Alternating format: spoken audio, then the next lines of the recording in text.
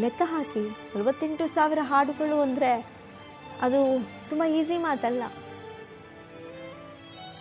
ಅಷ್ಟರ ಮಟ್ಟಿಗೆ ಸ್ವರ ಸಾಮ್ರಾಜ್ಯದ ಅಧಿಪತಿಯಾಗಿ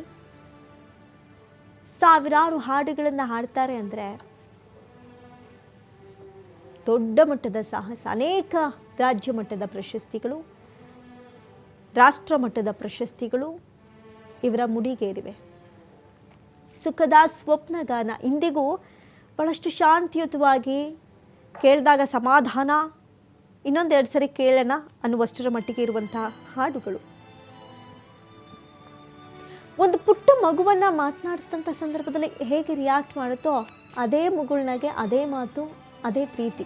ಯಾವುದೇ ಸ್ಟೇಜ್ ಮೇಲಿದ್ರೂ ಕೂಡ ಹಾಗೆ ಕಾಣಿಸ್ಕೊಳ್ತಾ ಇದ್ರು ಎಸ್ ಜಾನಕಿ ಅವರು. ಅದರಲ್ಲೂ ಕೂಡ ಮೈಸೂರಲ್ಲೇ ಇವೆಲ್ಲವೂ ನಡೀತಾ ಇದೆ. ಜರಿಯೇ ಇಲ್ಲದೆ ಬಿಳಿ ಸೀರೆ ಮಾತ್ರ ಉಡ್ತಾ ಇದ್ರು ಜಾನಕಿಯವರು. ಅದೇನು ಅವ್ರಿಗೆ ಅಚ್ಚುಮೆಚ್ಚಿನ ಪ್ರೀತಿನೂ ಗೊತ್ತಿಲ್ಲ. ನೀವು ಯಾವುದಾದ್ರೂ ಸಭೆ ಸಮಾರಂಭಗಳಲ್ಲಿ ಅವ್ರನ್ನ ನೋಡಿ, ಅವರ ಫೋಟೋಗಳನ್ನು ನೋಡಿ, ಅದರಲ್ಲೇನು ದೊಡ್ಡ ದೊಡ್ಡ ಮಟ್ಟದ ಬಾರ್ಡ್ರ್ಗಳಿರ್ತಾ ಇರಲಿಲ್ಲ. ಜರಿ ಸೀರೆ, ಆ ವಿಭೂತಿ, ಗುಲಾಬಿನ ಬಹಳಷ್ಟು ಇಷ್ಟಪಡ್ತಾ ಇದ್ರು. ಜೊತೆಗೆ ಯಾರಾದರೂ ಬಂದು ಅವ್ರ ಹತ್ರ ಮಾತಾಡಿಸಿದಾಗ ಆ ಮುಗ್ಧತೆ ಎದುರುಗಡೆ ಮಾತಾಡಿದವ್ರಿಗೆ ತಕ್ಷಣ ಅಬ್ಬಬ್ಬಾ ಎಷ್ಟು ಸರಳ ಜೀವಿನಪ್ಪ ಇವರು, ಎಂಥ ದೊಡ್ಡ ಸಾಧನೆ ಮಾಡಿದ್ದಾರೆ ಅಂತ ಅನಿಸ್ಬಿಡ್ಬೇಕು. ಹಾಗೆ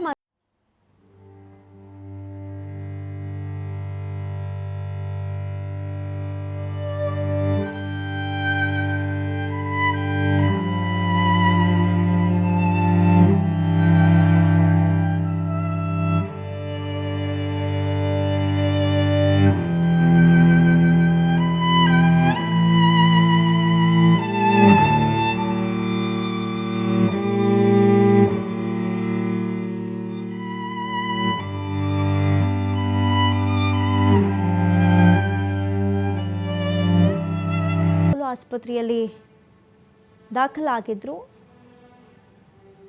ಆದರೆ ಹೃದಯ ಸ್ತಂಭನದಿಂದ, ಹೃದಯಾಘಾತದಿಂದ ಮೃತಪಟ್ಟಿದ್ದಾರೆ. ಕಾಲು ನೋವು ಅಂತ ಹೋಗಿದ್ದು ದಿಢೀರ್ ICUಗೆ ಸೇರಿಸ್ಬೇಕಾಯಿತು. ಅಷ್ಟರ ಮಟ್ಟಿಗೆ ಸೀರಿಯಸ್ ಆಗ್ತಾ ಹೋಯಿತು ಅವರ ಹೆಲ್ತ್ ಕಂಡೀಷನ್.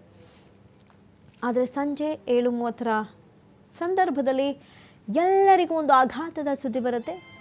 ಎಸ್ ಜಾನಕಿ ಇನ್ನಿಲ್ಲ. ಎಲ್ರಿಗೂ ಆಘಾತ. ಅಯ್ಯೋ, ಅಷ್ಟು ಚೆನ್ನಾಗಿ ಹಾಡು ಹೇಳ್ತಾರೆ, ಅವರಿಲ್ವಾ? ಇನ್ನು ಮುಂದೆ ಅವರಿರಲ್ವಾ? ಅವ್ರ ನಗುನ ನಾವೆಲ್ಲೂ ನೋಡೋಕ್ಕಾಗಲ್ವಾ?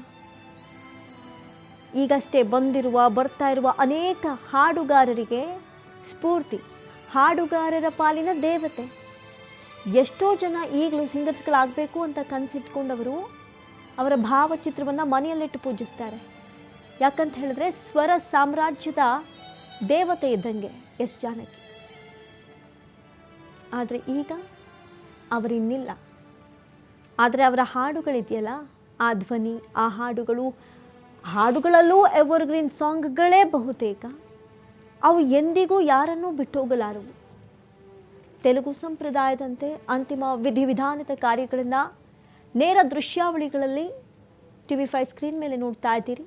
17 ಭಾಷೆಗಳಲ್ಲಿ 48,000ಕ್ಕೂ ಹೆಚ್ಚು ಹಾಡುಗಳನ್ನು ಹಾಡಿದಂಥ ಖ್ಯಾತಿ ಎಸ್ ಜಾನಕಿ ಅವರಿಗೆ. ನೇರ ದೃಶ್ಯಾವಳಿಗಳಲ್ಲಿ ನೋಡ್ತಾ ಇದ್ದೀರಿ.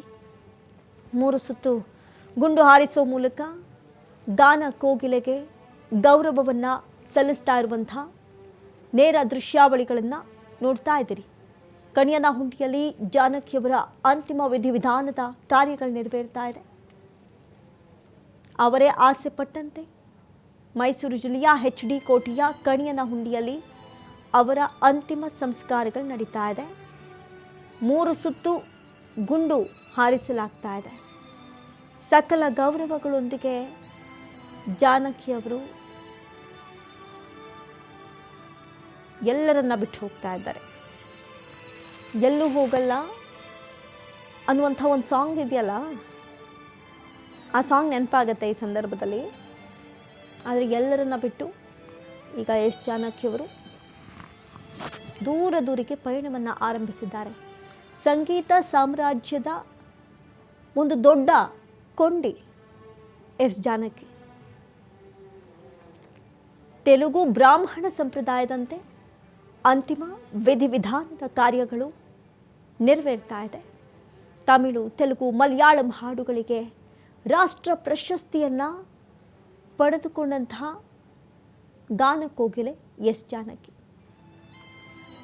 ನೋಡ್ತಾ